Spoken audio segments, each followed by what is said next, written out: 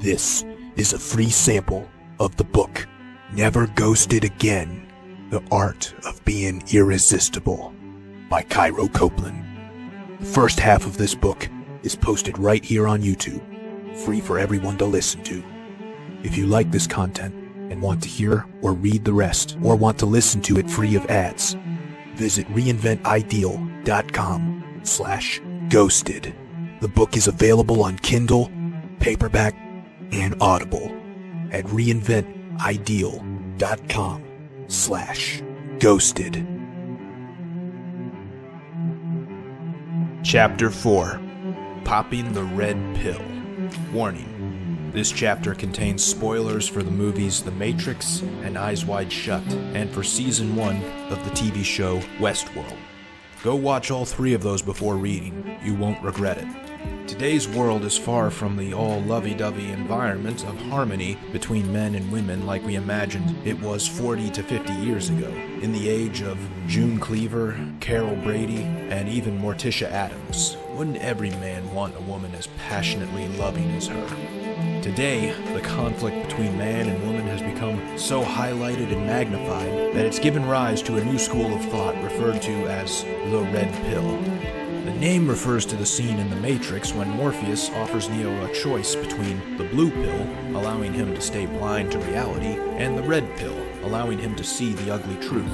But the theme of the red pill is explicitly detailed in a movie that came out, ironically, the exact same year, Eyes Wide Shut. If you haven't seen this one, go watch it immediately, lest the best scenes not be spoiled for you. The central story conflict of the movie really kicks off in a bedroom scene when Dr. Bill Hartford, played by Tom Cruise, and his wife Alice, played by Nicole Kidman, are getting high and about to do some dirty deeds. But it can be argued that the central conflict is hinted at while also being spelled out by the first lines each of these two characters utter in the movie. At the open, they are getting ready for a party, and Dr. Hartford's first line in the movie is, "Have you seen my wallet?" solidifying him as the provider and breadwinner in the relationship. Alice's first line as she adjusts her dress is, "How do I look?" solidifying her role in the relationship as eye candy and an arm piece for him. This theme is continued throughout the first few scenes of the movie. At the party, Dr. Hartford is called away to do a doctor's work, while Alice is lusted at and looked upon by other guests. This scene is followed by a montage of Dr. Hartford at work in his office, while Alice is at home getting dressed and dolled up. He is the provider, and she is the precious prize for which he works so hard to provide.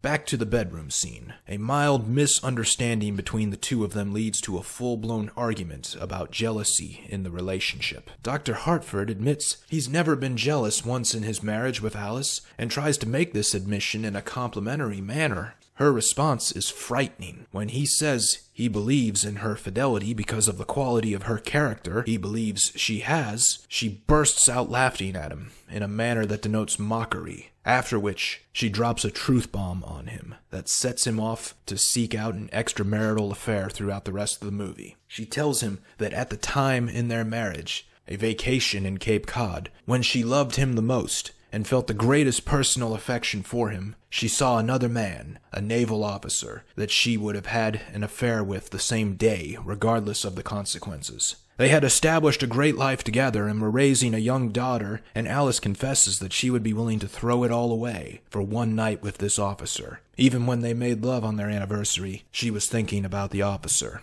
Imagine being Dr. Hartford in that room. The time they spent in Cape Cod, the moment he thought his assumption of true love was confirmed. His wife was thinking about another man, and adding insult to injury, fantasizing about sleeping with that man. How can he help but question everything about this marriage looking back on it and going forward? The peace of mind that monogamy was meant to inspire is now gone from him forever. There has been much debate about this scene from viewers. Some see it as a work of great fiction writing. Others say that it made its way into the story because it really happened and continues to happen in today's world. That is the message of the Red Pill. That this type of interaction, or just this psychology of desire, is very common among women. While no one can read minds to confirm this, behaviors can be observed. The Reddit group on the Red Pill tells stories that are of a similar cold tone, such as, a friend had to deal with his wife He'd work overtime to pick up the slack while she went to grad school. Then she'd do the same when he went back. Well, she graduated, got a massive promotion, and told everyone he was a mooch, and had divorce papers served. Another friend had an open relationship. It started with them doing swaps with vetted couples. Occasionally the wife pushed and pushed until her life resembled a Roman orgy. She eventually had a baby with a 20-year-old criminal. She started going out to bars again 2 weeks after giving birth. Another friend was a junior exec at some fast food chain. He'd tell women at the parties that he worked at McDonald's, and they'd suddenly get cold and make shitty comments. Then someone would clarify things, that he was an executive at McDonald's, and they'd shamelessly run back over to apologize and try to flirt. One guy married his high school sweetheart, but she got pregnant as a result of having an extramarital affair with her boss, who got a shark of a lawyer for her. Her husband killed himself after being court-raped and not seeing his daughter for months. The onlookers of this tragedy go on Facebook and post about how selfish it was for he to take his own life, how the daughter will be traumatized. The guy is dead, and it's still all about her. But perhaps the most egregious is the one that follows. Sean was invited to a group get-together one weekend at a friend's place. He arrived late and said his hellos, then said to Sarah, "Where's Robert at?" Sean and Robert were best friends, but he hadn't seen much of him lately when Sarah started dating Robert. And just last night he attempted to call Robert but got no answer. It was bizarre to see Sarah without Robert because these two were always joined at the hip. The group starts to laugh and says, "Yeah, Sarah, tell him where Robert is." Sean looked confused at Sarah as she put her face in her hands, half laughing, half giving a face, sick with guilt. Then a mutual friend said, "Sarah is going to hell, basically. Tell him why Robert isn't here." She continued to half laugh, half cry, feeling guilty, yet at the same time letting out periodic laughs. "I dumped him," Sarah said. Sean said, "Oh, what happened?"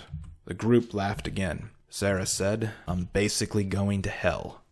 Sarah and Robert had been in a long-term relationship for 2 years, and they never really talked about Robert's diseased mother, who passed away when he was 12. Robert was now 28. As they were driving the other day, his mother was brought up in conversation. As Robert talked about his mother, he became emotional, and eventually started to cry as he talked to Sarah about how much he still misses her every single day. And Sarah's words as she laughed, "I know I'm a terrible person. I know I'm probably going to hell, but I just can't get past how unattractive and cringeworthy it was, and I can't look at him the same way now." These stories are far too horrific for one to make up. What would be accomplished by such a fabrication? If these stories were created to legitimize a hate for women, would the truthfulness of such stories be all that's needed to inspire that original hatred? Arguing how true they are is pointless. This book was written to show you how to win the love of a woman with the assumption that they are loving creatures. So what point does it serve showing them lacking the ability to love? The reason to bring them up here is to teach you a very important lesson, much like Morpheus does in The Matrix with Neo when they are in the agent training program and just passed the woman in the red dress. She was the most stunning woman Neo had ever seen one moment, then turned into his deadliest foe, Agent Smith, the next. Can all women do such a thing? Be a loving angel one minute, and then a terrifying monster that no fury in hell can match? The author does not know, but is pointing this out for another reason. What turned the woman in red into Agent Smith was Neo showing weakness. He was supposed to be listening to Morpheus like a diligent student, but became distracted. In the same way, if you show weakness to your woman, a side of you she doesn't want to see, you will see a side of her you don't want to see. Never let her know when you are in pain. Deep down, we all want to be vulnerable with the special someone we're close to. What we're hoping to achieve is justification of our feelings, perhaps. When you express that to someone, what saddens you so much, the hope is that they will respond with the deepest sympathy, and that lets us know that we're not out of line for feeling such intense emotions. We get a recognition of our basic humanity. Your woman cannot be this person. Express these intense emotions to family and friends, but never to her. It would seem that the romantic relationship is the place for such expressions and revelations, but not when you're the man in said relationship. The expectation is that the man in the relationship is the rock. Evolution dictates that she's attracted to behaviors, and chief among them is strength. Showing weakness and vulnerability is the opposite of this. This does not mean do not feel emotions ever and become a cold, apathetic robot. Feeling emotions is natural and we can't stop it. But how and who we express them to is entirely a choice. Choose someone else for this. If you must pay a therapist or a shrink for such a service, it will serve you better than using her for this. Another example of red pill awareness comes from the TV show Westworld. In the first season, spoiler alert again, the audience learns that William and the man in black are the same person. But before knowing this, William appears to be just a good old boy and seemingly makes a genuine deep connection with Dolores, the beautiful female android of the theme park. He falls so hard for her that he even forgets his engagement back in the real world. He and Dolores go through so much together, narrowly escaping death many times. But when he sees her again after all the commotion is over, and how she interacts with another male guest in the park, like he never even existed, he is heartbroken. Dolores, being an android, is only going back to doing what she is programmed to do. But William makes this realization that people in the real world do this as well. Thus, in the park, he becomes the man in black that gets his way all the time. Also, in the real world, he becomes a successful businessman that can have things his way as well. In your world, you may have felt there was a connection between you and a woman, a genuine one at that. Then you may have experienced after the breakup or after ghosting you, she can proceed throughout life effortlessly like you never even existed while you struggle to move on and go about your day. This is the philosophy of the red pill, that women can get away with things men could never get away with by virtue of being female. They can flake, ghost, explicitly hit on the opposite sex, viciously reject the opposite sex, cheat, or even ruin their partner's lives, but still be viewed favorably by society just because they're female. You divorced him, got half his fortune, consistent alimony, and ran off with the hot guy you had an affair with? You go, girl! A central belief to it is that it is female nature to be manipulative, seek attention, make drastic mood swings, lack consistency, and pursue hypergamy, which is marrying up. Accept this truth and adapt to it, so then you can game women for what they are because they are no longer blinded to what you want them to be. That is the message of the red pill. We can argue all day on whether any of this is true. The reason for including the red pill in this book is not to endorse it, but to say, be aware of it. Both genders have their grievances and could spend the rest of their lives airing them. The truth is that your perception of the situation, whether it be oppression or superiority, the other gender has their own perception of it with the same intensity. With that, here's one fact that will make you a better person all around. Your sense of superiority is never unique to you. Everyone else feels superior to everyone else, so it never justifies the assumption of superiority. Furthermore, you say to yourself right now, I don't care who started it, because it ends with me. It doesn't matter who has it worse, men or women, or who is worse. It ends with you. That's because the greatest struggle you will ever face is not society at large, but yourself. The greatest obstacle you will ever have to overcome is your own emotions, fears, doubts, anger, and the deeply rooted belief that you're not worthy. And to overcome this obstacle, the first step is to take ownership of it and keep it to yourself. That applies especially to your inner pain. Never let a woman know you're in pain. If you should question the usefulness of this advice, hear this. Keeping your pain a secret from her will make her more attracted to you. When all she sees from you is strength, ignorant to the pain inside your heart and mind, she will wonder, where did this strength come from? And she will wonder if you have any emotional pain at all. Doing so will get her thinking about you more often, and this is a good thing. Women fall in love with you in their head before they fall in love with you for real. So the more she wonders about you, or rather, the more you stimulate her sense of wonder, the more she will fall in love with you.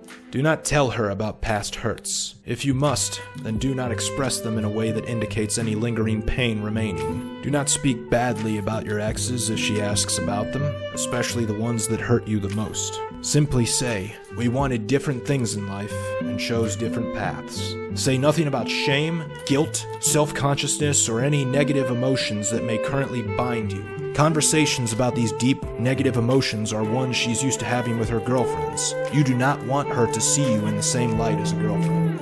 Behavior is what attracts her, and your behavior must demonstrate masculinity and strength. Some say this is just female nature, but really, it is human nature to avoid the deficient, be repelled from the weak, and to fear missing out on better.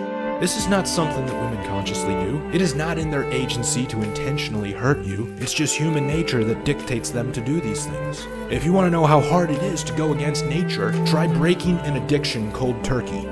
Continuing on about how weakness in males turns them off, turn now your attention to where it is on great display: online dating.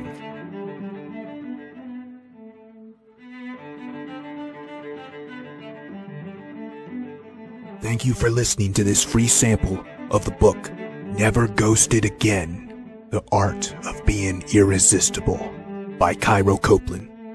If you enjoyed it and want to hear or read the rest, or want to listen to it free of ads, visit reinventideal.com/ghosted. The book is available on Kindle, paperback, and Audible at reinventideal.com/ghosted.